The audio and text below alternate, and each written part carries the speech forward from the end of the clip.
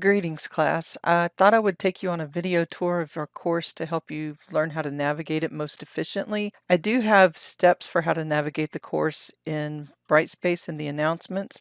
When you first log into the course, the first thing you're going to see is the home page. And on this home page, if you scroll down, you'll see a calendar that has all of the assignments that are due and what the due dates are. And if you continue scrolling, you'll see a topics calendar in case that might help you if you want to know what topics we're covering in each section. And then below that, you'll see the announcements. In this first announcement, I have steps guiding you on how to navigate the course, but I'll go ahead and show you. So after you read the announcements and make it a habit to check announcements daily, the first thing you're going to want to do is make sure that your settings are set up to receive notifications anytime I update grades or post an announcement. You can do that by clicking on notifications and then adjust your settings accordingly on how you want to be notified.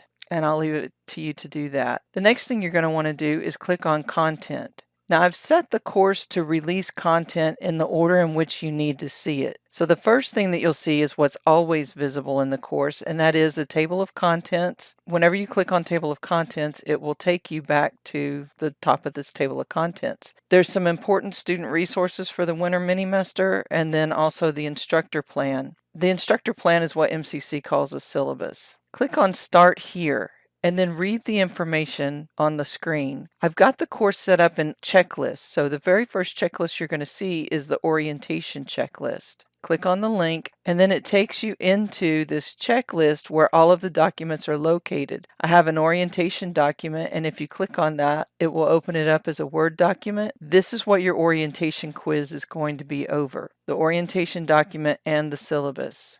So I'm going to shut that down. Once you complete an item inside of a checklist, put a check beside that item so that you know that that is completed. When you open up the syllabus, that will open it up in a Word document as well. When you take your orientation quiz, you're going to want the orientation document and the syllabus both open so that you can look at it to answer the orientation quiz questions. The next thing I'm going to ask you to do is take an orientation quiz. Go ahead and check it off while you're in here, and then click on the link to the orientation quiz. You have an unlimited number of attempts on the quiz, and how you start it is by clicking on this button that says Start Quiz. Once you start the quiz, it'll open up, and then you'll go ahead and take the quiz.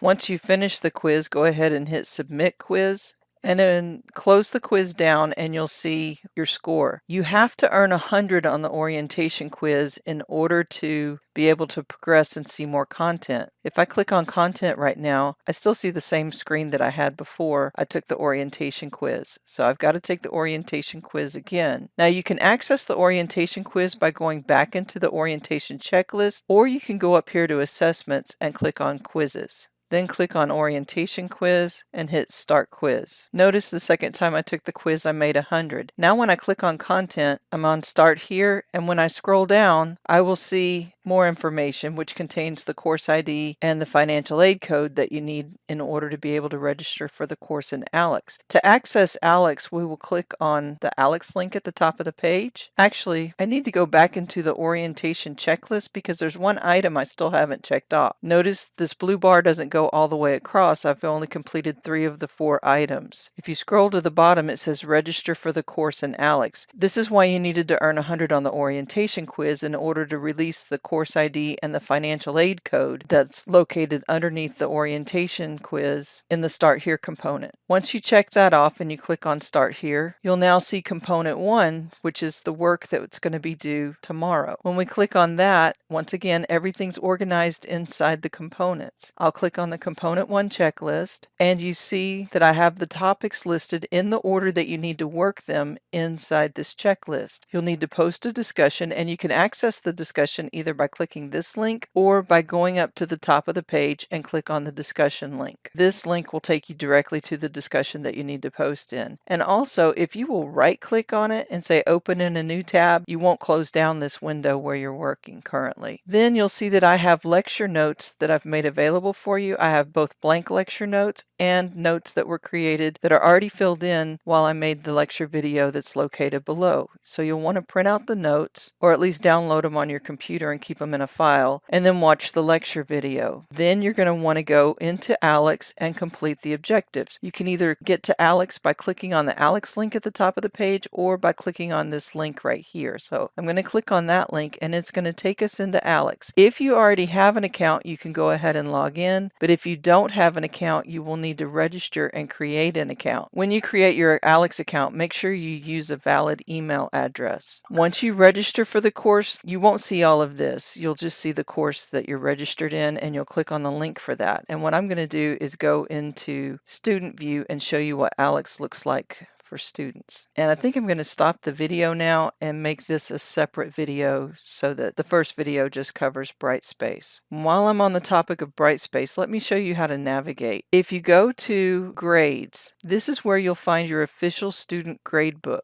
It'll list the grades going down. I've got the gradebook set up to automatically drop your lowest discussion, lowest homework, and one lowest exam grade. The final exam is not dropped. So until you have more grades entered than are dropped, you may see what looks like a 0 for the grade, but I assure you that it's not a 0. You will also be able to tell what the numerical score was. Hopefully everybody makes hundreds on everything, and so it's just going to be the first item that's dropped. In order to earn 100 on a discussion, you need to make an initial post and at least 2 replies to other students. How you make a post is you're going to go to discussion 1, or you can access the discussions through the checklists. You'll have a discussion due for each component. In order to create a new thread, you're going to hit Start a New Thread and then type out your discussion. Once you finish typing your introduction, go ahead and post it, and then you can go down and read your classmates' discussions and reply to them. It's important that you periodically check your discussion post to see if anybody's asked you any questions that you need to reply to. If you have an unread post, you'll see this blue bar, and then that's what you need to click on in order to read the replies or read the post if somebody posts something new once you've left the discussion board. And so then you can scroll down, and if you want to reply, just click the button that says reply underneath the discussion. If you have any questions at all, please reach out to me for help. Minimesters move ridiculously fast. You can find my contact information right here on the home page in Brightspace. How you get to that home page is just by clicking the name of the course. I do give students my cell phone number because I've never had anybody abuse it, and I've been doing this for about 15 years, where I give my cell phone number out to students. I give this to you because I want you to text me or call. I know it says text only here because I copied a course from the long semester, but I do not mind you calling me during the mini-mester. So please don't hesitate to reach out if you need help. And I'll address more about the content in the ALEKS video. Let me know if you have any questions.